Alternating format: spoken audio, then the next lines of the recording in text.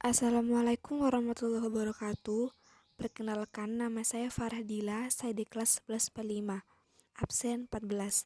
Pada kesempatan kali ini, saya akan menjelaskan tentang mekanisme penghantaran impuls saraf melalui potensial aksi atau membran sel saraf dan melalui sinapsis.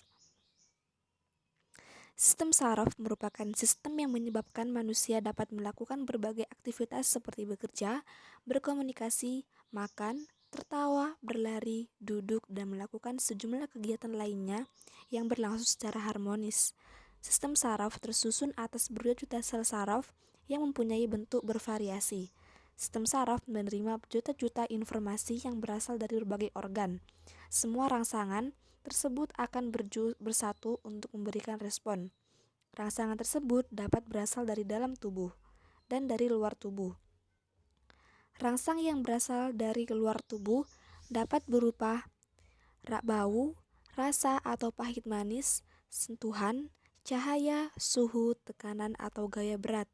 Sedangkan rangsangan dari dalam tubuh berupa rasa lapar, kenyang, sakit, dan lelah. Lalu, selanjutnya, bagaimana mekanisme penghantaran impuls saraf? Impuls dapat ditransmisikan melalui beberapa cara. Di antaranya adalah melalui potensial aksi atau membran sel saraf, dan yang kedua adalah melalui sinapsis.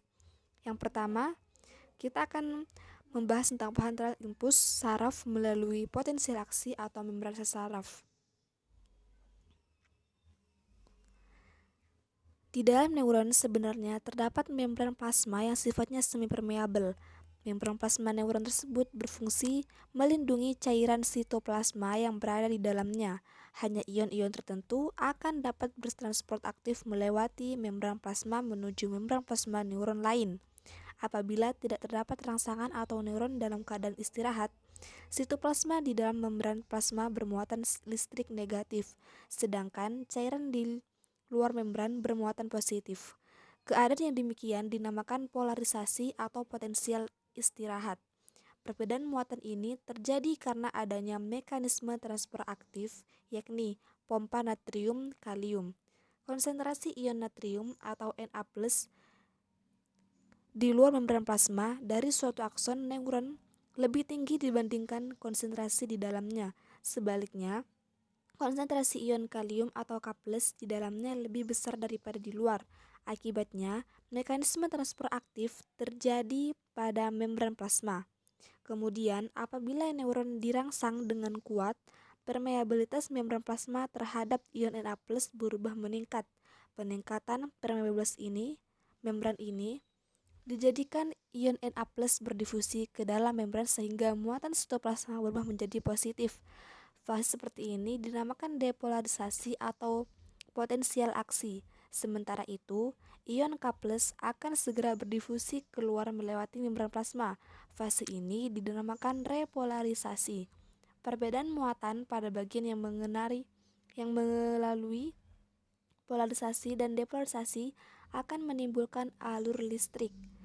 Nah, kondisi depolarisasi ini akan berlangsung secara terus-menerus sehingga menyebabkan arus listrik.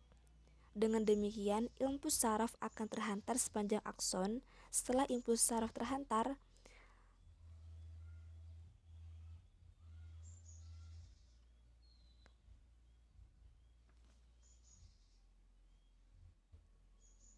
bagian yang mengalami depolarisasi akan mengalami fase istirahat kembali dan tidak ada impuls yang terlewat. Waktu pemulihan ini dinamakan fase refraktori atau undershot. Selanjutnya, yang kedua kita akan membahas tentang penghantaran impuls saraf melalui sinapsis. Selain melalui membran plasma, impuls juga dihantarkan melalui sinapsis. Sinapsis merupakan persambungan unik yang mengendalikan komunikasi antar satu neuron dengan sel-sel lain. Sinapsis dapat ditemukan antara dua neuron, antara reseptor sensorik dan neuron sensorik, antara neuron motoris dan sel otot yang dikontrolnya. Selain itu, sinapsis dapat ditemukan antara neuron dengan sel kelenjar.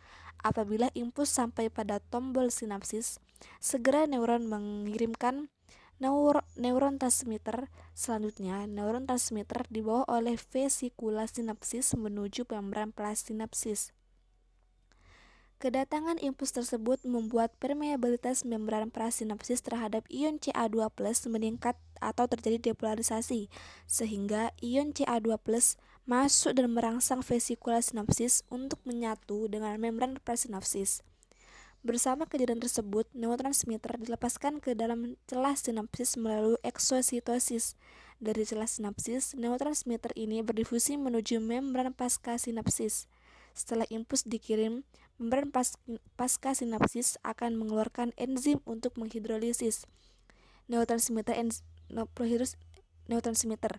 Enzim tersebut misalnya enzim asetilkolinterase yang menghidrolisis asetilkolin menjadi kolin dan asam etanoat oleh vesikula sinapsis. Hasil hidrolisis kolin dan asam etanoat ini akan disimpan sehingga sewaktu-waktu bila digunakan kembali. Sekian yang dapat saya jelaskan mengenai penghantaran impuls melalui potensial aksi atau membran sel saraf dan melalui sinapsis.